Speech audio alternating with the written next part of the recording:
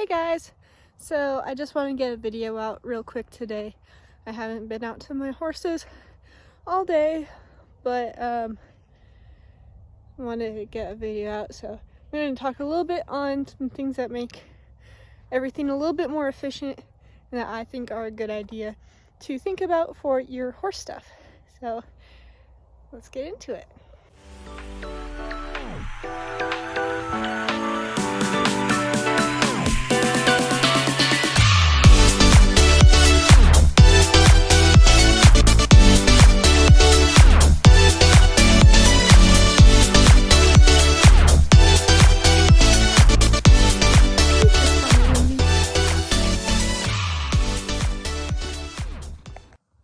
So the first thing I kind of want to show you guys before I show you why it's so efficient, these spots around here. So we used to have one of our hay rings, like that one over there.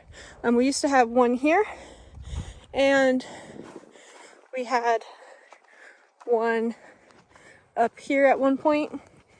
But there is so much hay waste. This is like 2 months old, and so it's kind of worked under. But you can see as you dig down with your foot, like obviously there's a lot of broken down manure, but there's quite a bit of hay that was never eaten and can never be eaten. So it just has to sit here and rot. Here is what has mitigated our hay wastage. It's handy dandy round bale net. This one is made by Hay Chicks. I'm not sponsored by Hay Chicks, but I am applied for their patch program, just full transparency. But I really like these. We bought these 2 months ago-ish. As you can see, there's very little hay waste. I mean, there's this little bit, but they'll even clean that up. And there's a little bit of like dirt and stuff along this hay ring, but it's mostly like very top layer is hay, but the rest of that is just dirt and stuff. But these have lowered our hay waste by a lot. We also live where it's super windy, and so all of this hay just blows across and goes over to our neighbors. So this has been really efficient. It also cuts down on feeding time. It takes us about 15 minutes every other week to fill up these. We just haul in a bale with the tractor. We set it down. We take the net wrap off. We slip this puppy on, and then we put the ring around it, or sometimes we'll set the bale into the ring depending on whether we're rotating ring spots or not. But it's really simple and has helped a lot.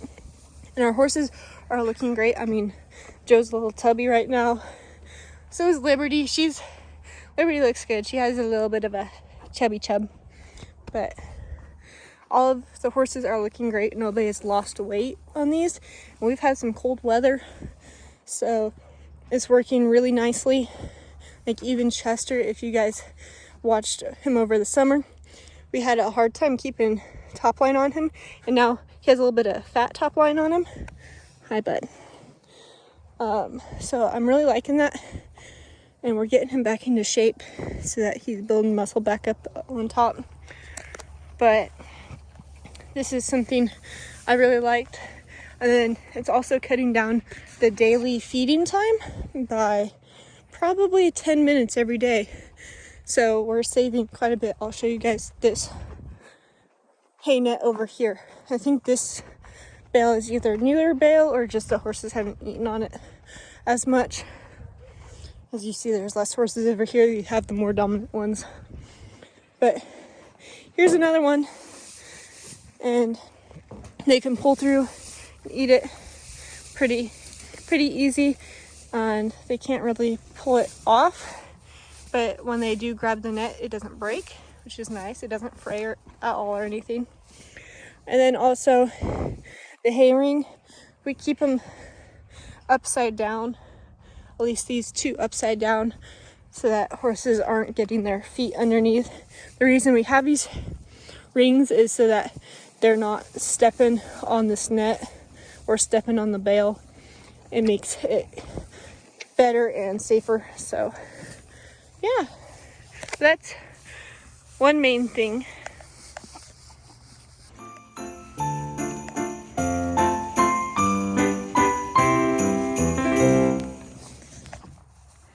This is what Chester tries to do. He tries to just grab it all, even though he knows how to eat out of these nets.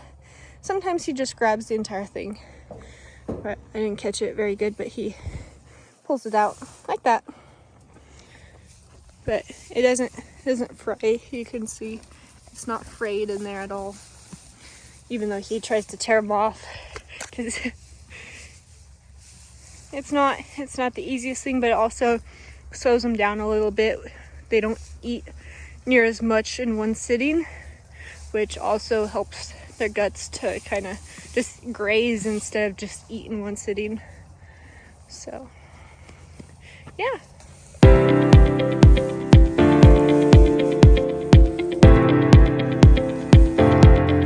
Here's Philip.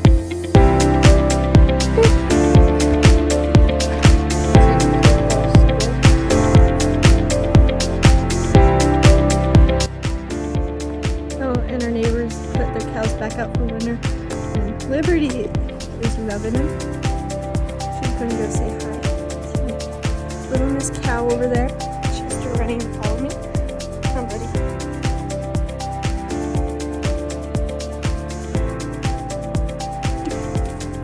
And we got everybody coming over. Good boy. And Chester is kind of scared of cows, so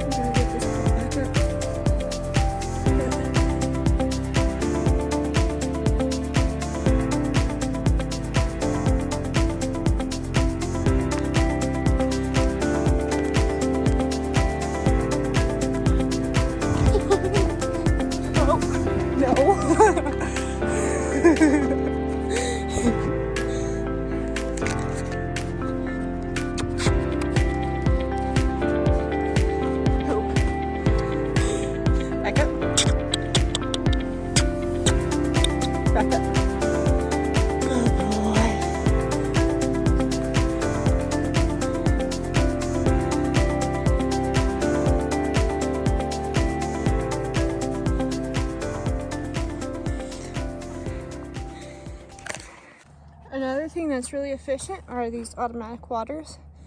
These are probably older than I am, and they still work.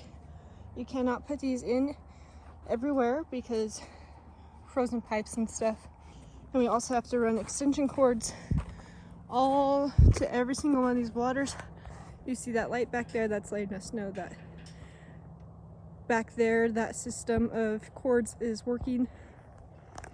But these do save a lot of time and save a lot of evaporation. So we're not having to fill waters every day.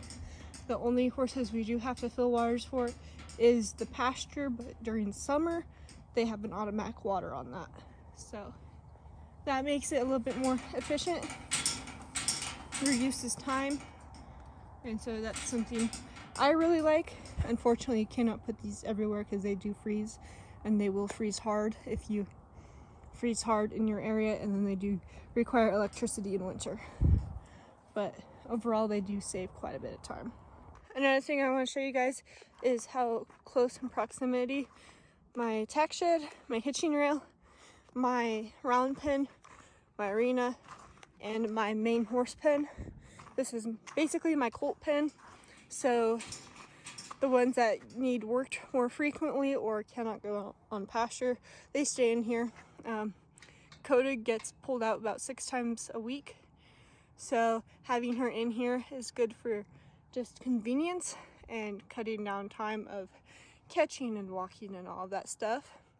And then also she eats too much out on pasture, and so in order to maintain a healthy body weight, she has to be in here. And then Lady and Hickory back there, they're just not quite ready to go out on pasture. Lady's a little too small to go out with Coda or without Coda out there. So, because Coda and her are best friends, and Lady needs a little bit of a buddy to protect her because she is small. So I just prefer she stay in here. Hickory, he's still, some days I can't catch him easy. Some days he's in your pocket, some days he's not easy to catch. I don't want to have to catch him out on pasture and not be able to catch him. So he's just staying in here with his buddies. I also wanted to show you guys these handy dandy gates. And you can see the tire tracks through. These gates are for cleaning pens, so we can go pen to pen to pen. Also something that you guys have probably seen in my other videos when I'm working in here. We have this little bit of a imprint going through. And this, I think this little ditch we have was more just naturally created, and then we've just been digging it ever since. And it goes all the way up to, I think, pen 9. I think it starts in pen 9, and then it takes all the watershed down through here and brings it across. You can see a little bit of an indent in the snow, and then we have a ditch that goes kind of like straight along the fence, and then it goes across 2 more pens, it catches that water, and then goes out. And then whatever overflows, it goes out the front. We also have a ditch out the front. We have one out the side. So that mitigates water. We don't get a lot of rain, but when we do, it's like it makes everything muddy, as you can see. This is just from a little bit of snow melt over the past 3-4 days. This is more, the horses made a little bit of a lay down area. It's super soft, so it gets really muddy easy. It's imprinted, so it does collect a little bit of water from up here, but that's not too bad. And then this is a little bit just the water kind of digging it out, and then horses walking up and down this previously. So you can still see if they like to travel from the feeder up, around, and then they lay down. But that's kind of that. I think that's a alright drainage system. Some things that we could probably do better is put in dedicated straight ditches through here, and then fill them with or put gravel in different spots to help drain. But it's been like this for so long that it works pretty all right. And still every rain, when we do have rain, we run over here and dig ditches out so that the water can drain, because it does fill in. Like some of this all here is just blow dirt. But that's one thing. I will say these fences, I really enjoy these fences. So they have held up really well. This is all sucker rod welded, and I think we went 3 foot deep. So one of the most, I think, efficient things we have here is our 4-wheeler hay cart. So this cart here is literally one of like the airport carts that they use for luggage. I think we found it on Facebook Marketplace, maybe Craigslist, but it wasn't terribly expensive, and it hooks up to these 4-wheelers. And so we just have a big 4-wheeler to haul it with, and it does haul the 1,400-pound bales. Because we feed a lot of alfalfa here, we can chunk off the alfalfa and then throw it into each of the feeders. We have upright feeders everywhere except for one pen, but she has a feed trough there, or a water trough there as a feed trough. But it's much less labor intensive, and it takes like maybe 15 minutes to feed 20 head of horses, I think we have here. And then all of this we just brush off as it goes, or brush off into the horses. The one thing that isn't efficient about this is sometimes we drop hay. Like right there's hay that could be eaten. And as we're set up right now, up at this part, so from my pen forward, we can't leave horses loose out here. We have our hay shed, we have the barn, we have a bale of hay. I don't know whose hay that is, but anyway, we have lots of stuff that the horses cannot get into. It's not safe for horses to be up here out back. sometimes when the hay buildup gets bad, or when we have like a lot of weeds back there, because we do have a problem with like all the weeds trying to grow. But they are, I think it's an 8-foot alley, and we can fence off, we can throw a panel across, or we have gates every now and then where we can fence off the hay, or fence off like sections and turn horses loose out there. So like, I will show you the corner. The corner is a major hay wasting spot, because as you're going, hay wants to just slide off. It's not very even here. And you're feeding this feeder, you're feeding that feeder, and so it gets a lot of hay here. But what we can do, we can shut this green gate, and then, well, that's a daily working gate, so it's always pretty good. And see, the hay goes out here. And then we also have this panel right here. It opens up both ways. It opens up into the arena, but we can push this panel across and then kick a horse in here. We will usually do whatever horse is in this pen, if it's, okay with the horse's owner. But as you can see, that is fresh wastage. It just kind of falls off, and there's not a whole lot we can do about it at this point. It's just a corner, and the corners do waste more. There's a corner up there and a corner over there. They have more hay buildup. But then we shut this gate, which I'll shut it anyway because it's nighttime.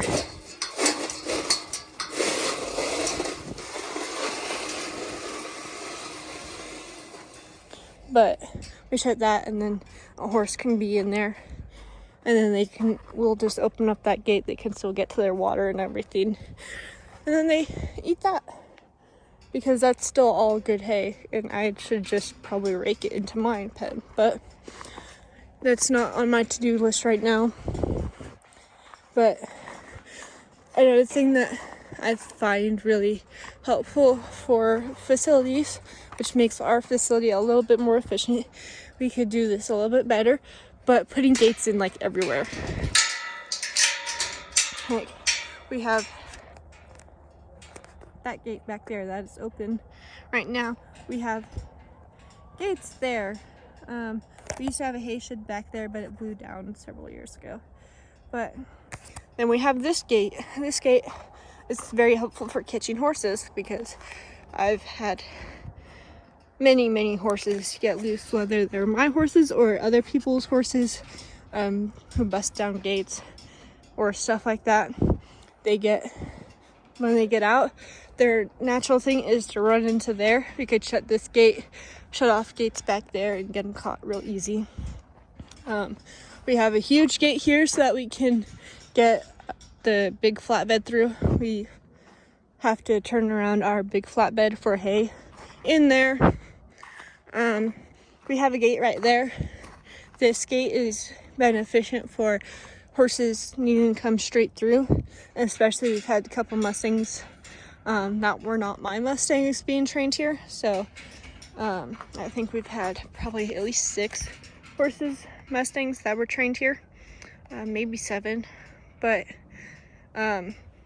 we usually give them one of the back pens because they're the taller, or well, we're the taller anymore. We've had to make some adjustments, so there's some shorter fences there, but they usually would come down through the alley, and we'd set up a couple panels here or some sort of alleyway and go straight into there. See, this is one of the panels I used to kick my horses, so the 2 Mustangs and Coda, out into the arena for turnout, because it's easier to move them 3 at once than 1 at a time. So something that has really been important for all of my stuff is having a hitching rail right here. I love this hitching rail. It was put in probably right when I moved here, so probably 10 years ago. I was really little when we put this in, but it's held, and I mean, I've had some almost wrecks here, and this thing hasn't gone. So it's pretty far in. I think it's 3, maybe 4 foot in. We have a couple more made to put around, but then I can tie to here, but through the round pin. So I just take the lead rope over and then I wrap it around. So if I do have a horse that is a little bit goofy and likes to either pull back or untie themselves, this makes it easier. So I put them on this side so that they're in the round pin if they do get loose.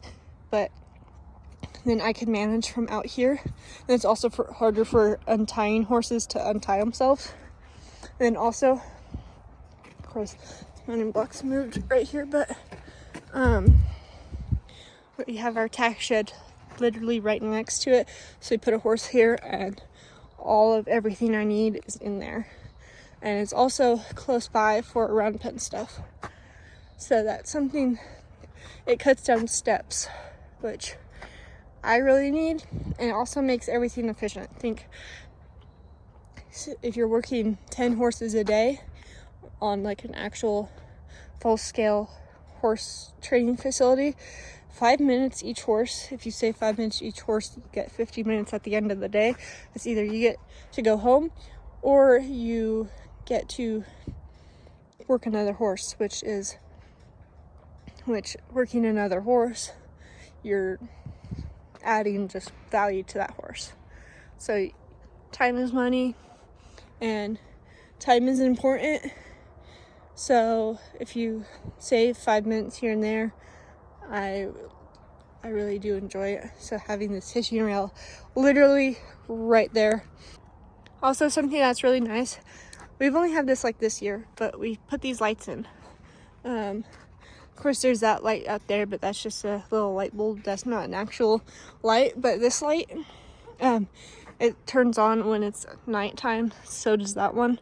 And you get so much more working time when it's warm. It's really cold right now, so I'm not working horses, but you get more working time at night, because even though it's really not worthy for riding in that amount of light, at least riding a colt, you can ride older horses, it's fine, but you can still work on the ground in there, and you still have some light, and you have light to tack right here, and over there we have that for feeding, and then just general to have a light around just in case, weirdos. But that has been really efficient when we have to feed at night. Right now we're feeding about 4 o'clock every day. We feed in the morning and then about 4 o'clock, so that, before actual nighttime. But in summer there's some days where we're out very late, and so we need the light to get feeding done. But yeah.